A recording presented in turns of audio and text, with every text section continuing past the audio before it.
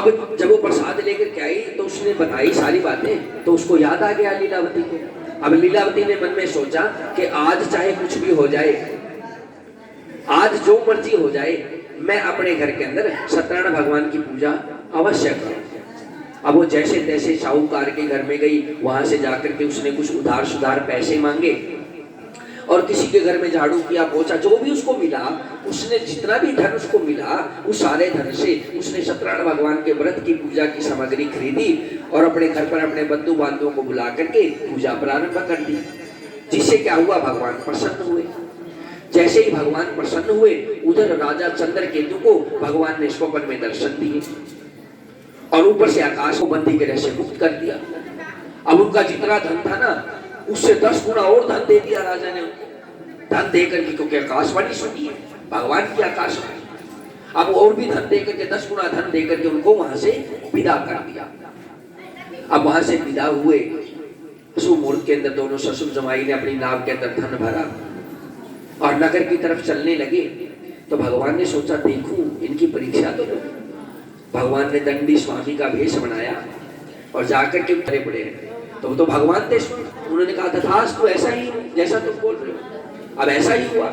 जैसे ही उन्होंने पीछे मुड़ करके देखा तो क्या हुआ, जितना भी धन था वो सारा बेल पत्ते आदि में बदल गया। अब जैसे ही बेल पत्ते आदि में बदला तो उनको आभास हो गया, भाई ये तो कोई दंडी स्वामी जो है, एक आम सा धन था, वो वापिस धन उनको दे करके अब शुभ मुहूर्त के अंदर दोनों अपने नगर की तरफ प्रस्थान कर गए। अब नगर के नजदीक जाकर के उन्होंने अपने दूत को भेजा, जाओ भाई घर पर जाकर के संदेशा दो, हम सुकुशल व्यापार से लौट आए हैं।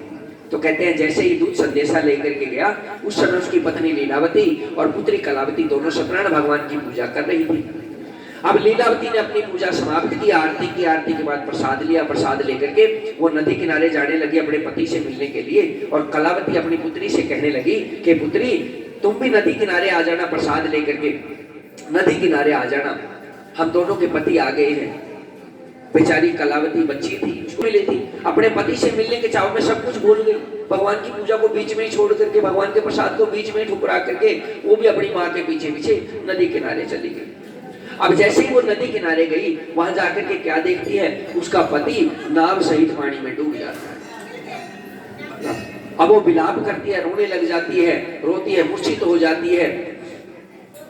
ऊपर से आकाशवाणी होती है कि मणिक, तेरे और तेरे परिवार के गलतियां करने के कारण तुम ये दुख भोग रहे हो। तुम्हारी पुत्री मेरे प्रसाद को बीच में त्याग करके आई है, मेरी पूजा को बीच में छोड़ करके आई है, इसीलिए हारा जाता। बोले सत्यनारायण भगवान की।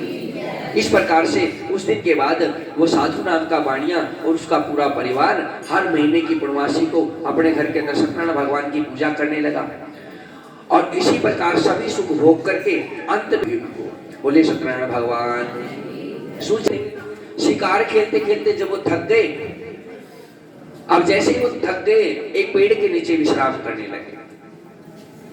अब उस पेड़ के नीचे जब वहां विश्राम कर रहे थे, वहीं पास में दूसरे पेड़ के नीचे कुछ ग्वाले, जो पशु चराने वाले होते हैं, पहाड़ी लोग, उन्होंने भक्ति भाव से वो वृक्ष पे जो फल लगते हैं ना, उनका प्रसाद बनाया हुआ था। भाव से भगवान की पूजा कर रहे थे, सत्यनारायण भगवान की पूजा कर रहे थे।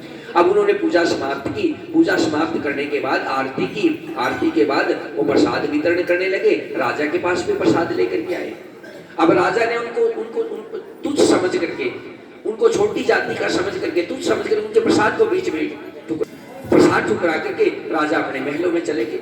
जैसे ही राजा अपने महलों में गए, वहां पर जाकर के क्या देखते हैं, राजा का सारा राजपाट नष्ट हो जाता है। ऊपर से आकाशवाणी होती है कि राजन तुम मेरे प्रसाद को ठुकरा करके आए हैं, इसीलिए तुम्हारा ये हसर हुआ है। तो कहते हैं राजा फिर से उन ग्वालों के पास गए, वहां पर जाकर के विधि विधान से भगवान की पूजा की, भगवान से क्षमा याचना की। तो कहते हैं फिर से भगवान का खोया हुआ वैभव वापिस लौट आता है, उस राजा का खोया हुआ वैभव।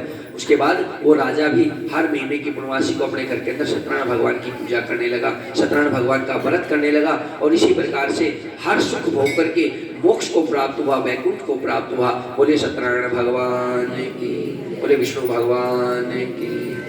तो आइए